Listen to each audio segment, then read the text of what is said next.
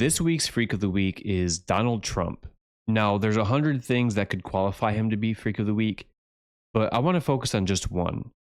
So he had a Great Gatsby-style Halloween party at his private mansion at Mar-a-lago. It was attended by his billionaire buddies and donors, and oh my God, you have to see the pictures from this event. The irony in this situation is poetic. Irony as a literary device can be a beautiful thing, but in this context, it's heinous and evil. So let's take a look at the situation and brace yourselves here. This story was reported by virtually every major news organization, but the one who posted the most revealing photos from it was HuffPost. So here's their article on it. It's written by Hillary Hansen of the HuffPost. The title is Trump Throws Lavish Halloween Great Gatsby Party on Eve of Snap Running Dry. And isn't that such an interesting dichotomy of realities?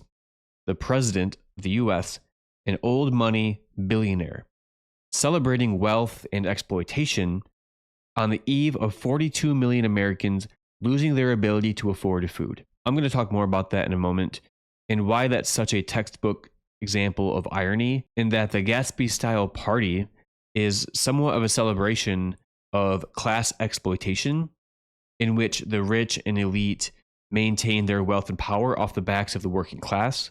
And I'll get to that. But let's look at these photos first and see what we're working with here. So hours before millions of Americans were set to lose federal food benefits amid the ongoing government shutdown, President Donald Trump hosted a glittering party at his Mar-a-Lago club in Palm Beach, Florida. The official theme of the Halloween night bash was "A Little Party Never Killed Nobody." This line is a title of the song featured on the soundtrack for the 2013 movie version of The Great Gatsby. Great movie, by the way. Go watch that if you haven't.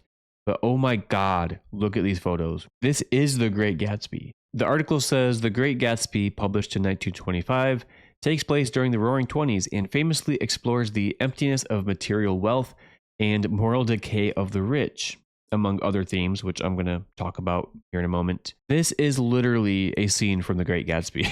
The first thing you might be thinking is, yes, this is disgusting because the president is having this celebration of wealth and exploitation with the richest and most elite among us at the resort that he owns at his private mansion. And just the imagery of that, while at the same time so many people in this country are struggling, it's disgusting. But I also want to talk about the irony that I mentioned earlier. And I think this is really important to contextualize this. And this is why Trump is so tone deaf. Because, and I don't even know if Trump knew this or not, if he ever read The Great Gatsby. But one of the main messages or themes of The Great Gatsby is that the American dream is an illusion. And it's often corrupting as well. If you've read the novel or seen any of the movies, Jay Gatsby is in pursuit of a relationship with Daisy Buchanan, a relationship that was destined to remain in the past, of course. But the novel also conveys themes of the emptiness of wealth without happiness. It talks about how social class can be an insurmountable barrier even with financial success. And The Great Gatsby also critiques capitalism broadly. It frames it as this corrupting plague that doesn't just poison the motives of the wealthy and powerful, like on an individual level, but it poisons the systems in which us everyday people have to operate in. And I talk about this all the time. The profit motive, which is the definition of capitalism, it should not be the driving force in many sectors of our economy, like healthcare and housing, for example. What has the profit incentive, which, like I said, is the definition of capitalism? What has that caused? Well, in healthcare, 29 million Americans today cannot afford health insurance because it's too expensive. And over 65 million Americans have reported not being able to afford healthcare in general, with or without insurance. The cost to see a doctor, even with insurance, is oftentimes too expensive. And certainly emergency room visits, ambulance rides, thousands of dollars out of pocket is what those cost oftentimes. That's caused by the profit motive in health insurance companies and hospital groups, who both have to make a certain profit margin which is often in the billions of dollars per year, so that they can pay out to their shareholders in dividends and in other ways. It's a gross and evil system that simply doesn't exist in other developed countries who have single payer healthcare systems. And of course, the same goes with housing as well. The housing industry, where profits are the driving force, which empowers corporations and landlords to squeeze every dollar from tenants, from everyday people. So the more money you can make, the better. But with healthcare and housing, that just shouldn't be the case. Healthcare is life or death, and so is housing. You need housing to survive. Here in Michigan, it gets freezing cold in the winter, so you need to have housing. So my point with all of this is that the themes of The Great Gatsby are hilariously and ironically on display here.